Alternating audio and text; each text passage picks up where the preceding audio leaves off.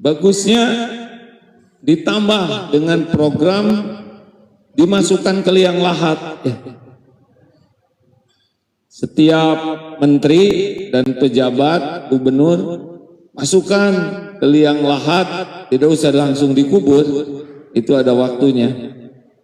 Tapi supaya tahu bahwa dirinya akan mati dan tidak dibawa dunia yang mati-matian dia cari siang malam dengan berbagai cara, mati tidak bawa apa-apa selain amal dan harus siap.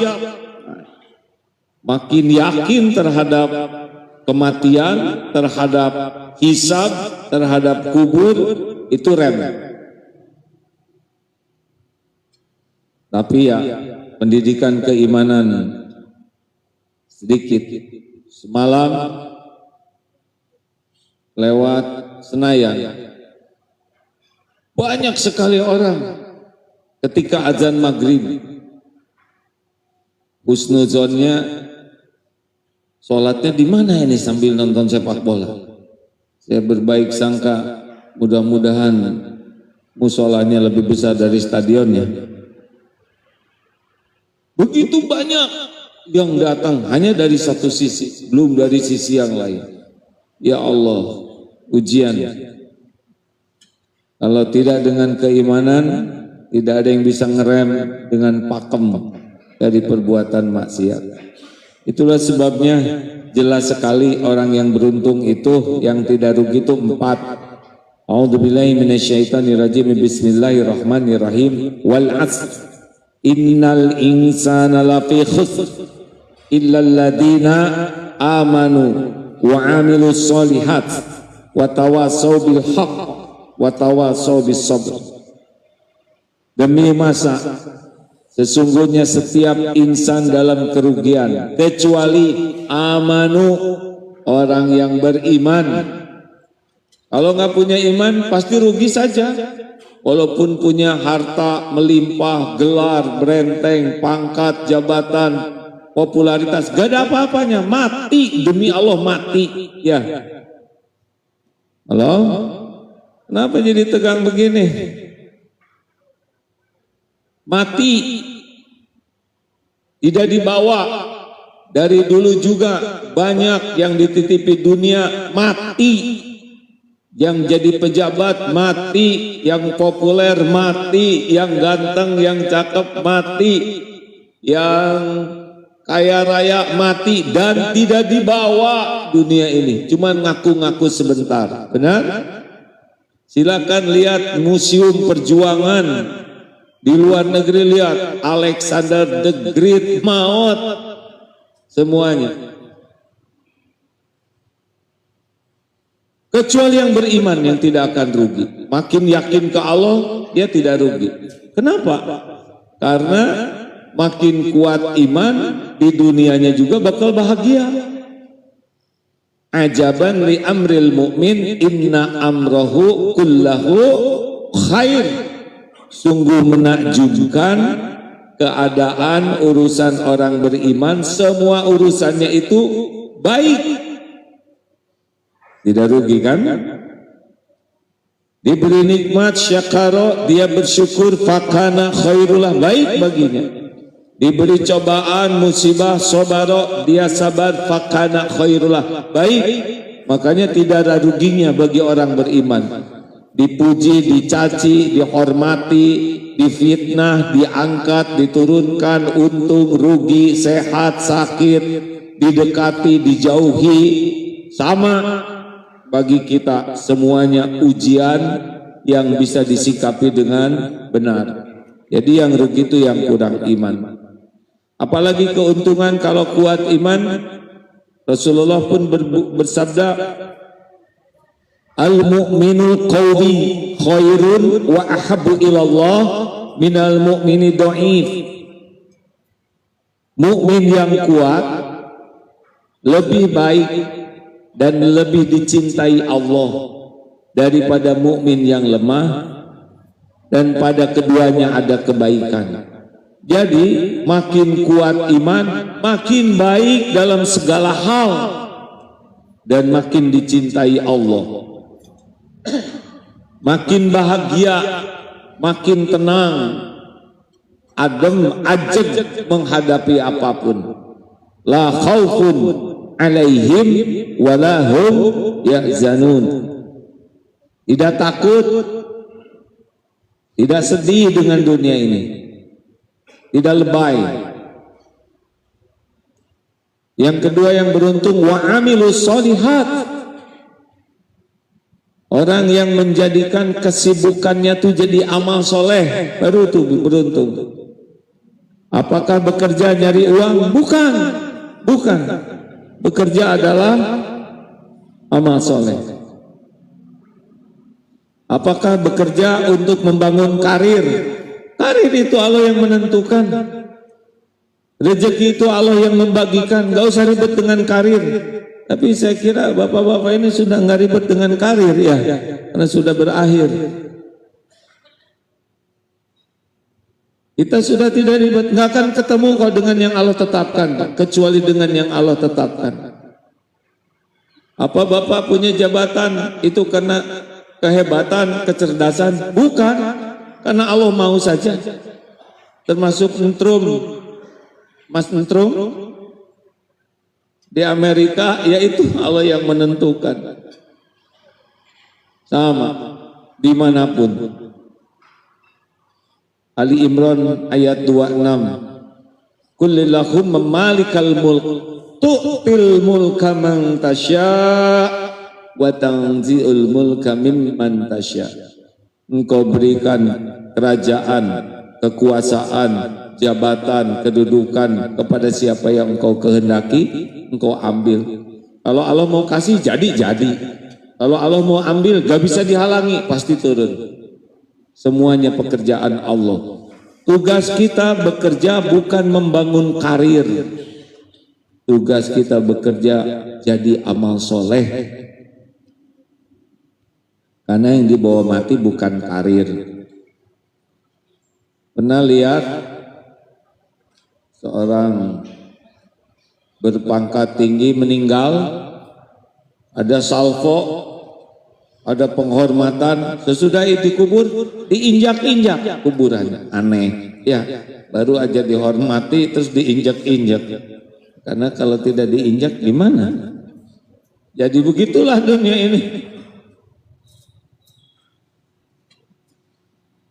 Ngurus keluarga, bapak-bapak, ngurus keluarga tuh amal soleh. Baru bisa bikin bahagia. Ini kita nih bekal meninggal. Istri dan anak hanya sampai di pintu kubur, tidak ada yang nemenin.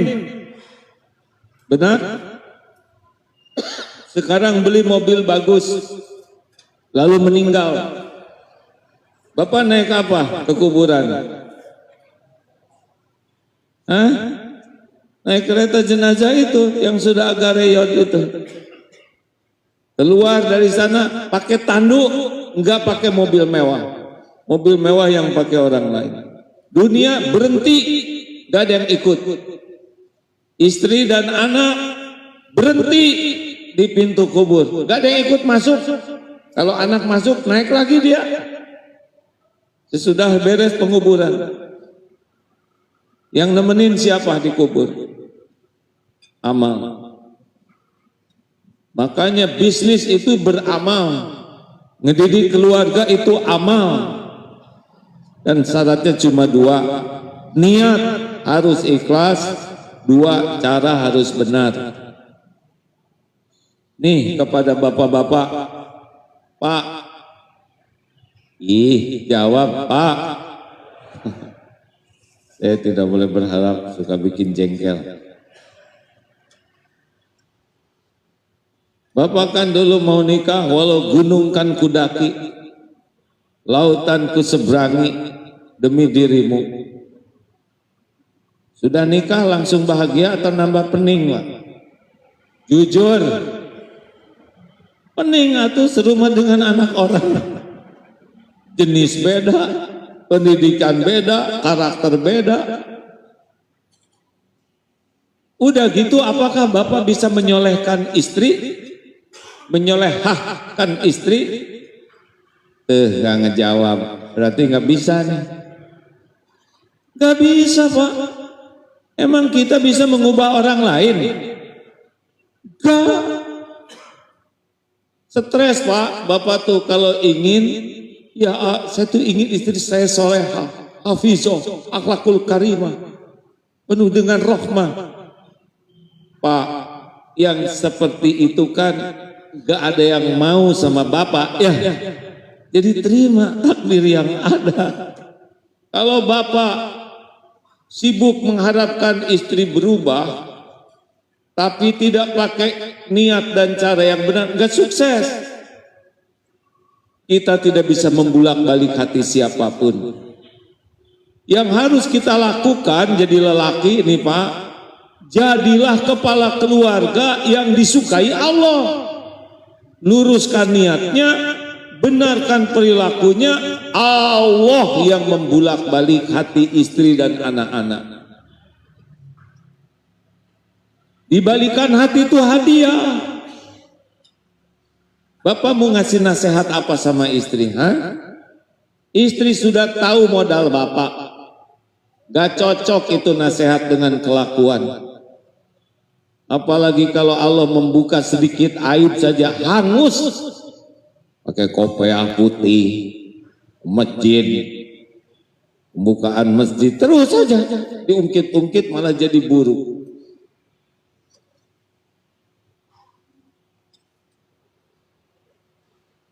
Makanya niat berumah tangga adalah amal soleh. Karena cuma Allah yang ngebulak-balik hati istri, hati anak-anak. Tugas kita adalah meluruskan niat. Ya Allah, saya bangun rumah tangga ini semoga Engkau ridho. Saya lakukan yang terbaik kepada keluarga seperti yang Engkau perintahkan. Khiyarukum li ahlihi. Sebaik-baik kalian yang paling baik kepada keluarganya. Sebaik-baik kamu lelaki adalah lelaki yang paling baik kepada istrinya. Saya lakukan ini karena Engkau ya Allah. Yang ngebulak-balik hati istri hanya Allah, kita nggak bisa. Nggak bisa Pak.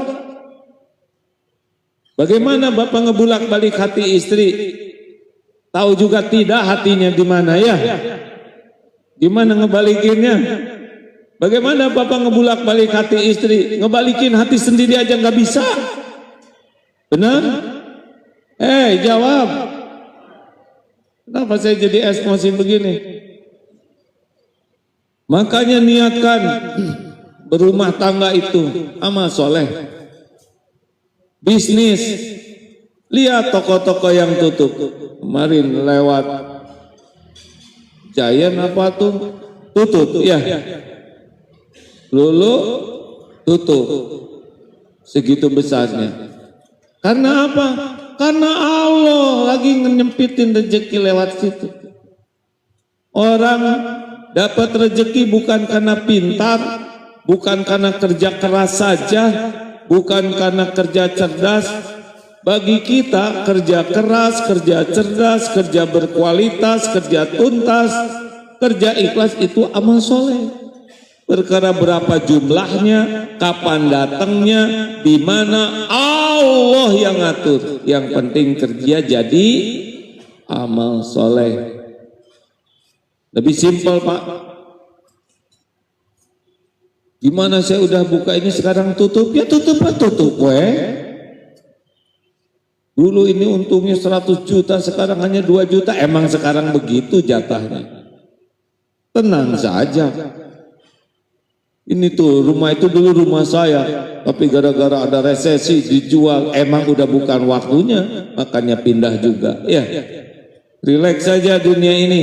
Semuanya jadi amal soleh, adanya disyukuri, ditahan bersabar, diambil ridho, jadi kebaikan.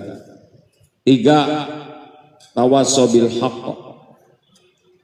Jadi hidup ini harus terlibat dalam urusan saling berwasiat, Jadi tidak cukup hidup hanya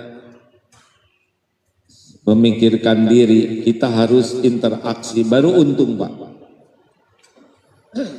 Ada yang nanya, kenapa para ustadz semangat sekali dakwah pergi ke sana sini? Kalau ustadz itu ikhlas, pasti ingat bahwa ketika dikubur yang tidak pernah berhenti mengalir amal jariah, ilmu yang manfaat, anak soleh yang mendoakan. Nyebarkan ilmu, pahala. Ada Pak S2 daftar, mau jadi guru apa? SD, SMP, SMA, atau di perguruan tinggi? Jawabannya, saya mau jadi guru PAUD. Siapa PAUD? Istrinya Bu Ud. Bukan. PAUD apa sih artinya Pak? Pendidikan anak usia dini. Ditanya, kenapa ibu sekolah tinggi-tinggi maunya ngajar PAUD? Jawabannya, agar anak lebih awal mengenal Allah lewat saya.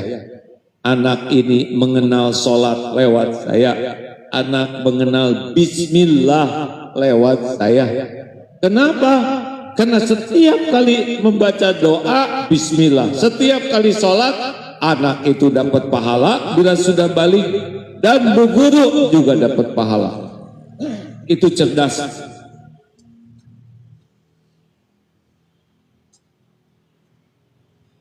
Mungkin ada yang nanya, gimana ya memberi nasihat ke keluarga saya, kok nasihat saya sering kurang mempan. Sebaik-baik memberi nasihat adalah memberikan keteladanan. Karena gagalnya nasihat adalah ketika tidak cocok antara perkataan dan perbuatan.